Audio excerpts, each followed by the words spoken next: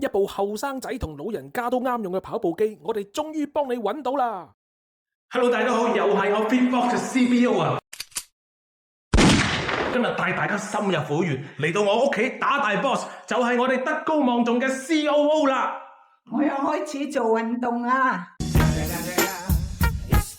阿 COO 今年都成80歲㗎啦，雖然行起上嚟都要用拐杖幫一幫，但佢每日都會堅持走出露台活動下，所以都仲算活動自如，身體都幾好㗎。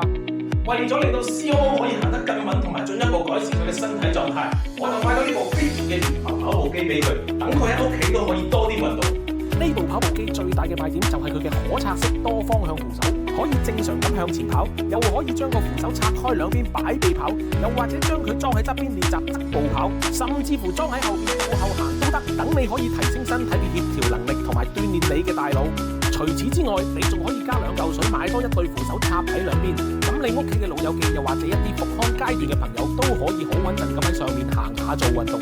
又或者將對扶手一前一後咁擺，咁就算個老人家行慢咗少少都唔使驚佢跌咗去後邊。佢仲有個無線遙控，等護理者可以幫老人家控制住個速度，咁就唔使擔心有啲咩意外啦。而佢機底嘅8個 Air 氣囊亦都可以有效減震，保護我哋嘅關節，跑起上嚟仲更加寧靜，唔使怕嘈到樓下。而且佢條跑帶下面仲加多咗一層軟墊，就算赤足喺上面行都好舒服㗎。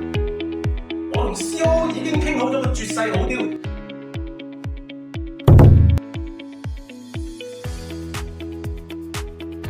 我仲免費送多一隻扶手俾你添，有冇問題啊 COO？ 梗係冇問題啦。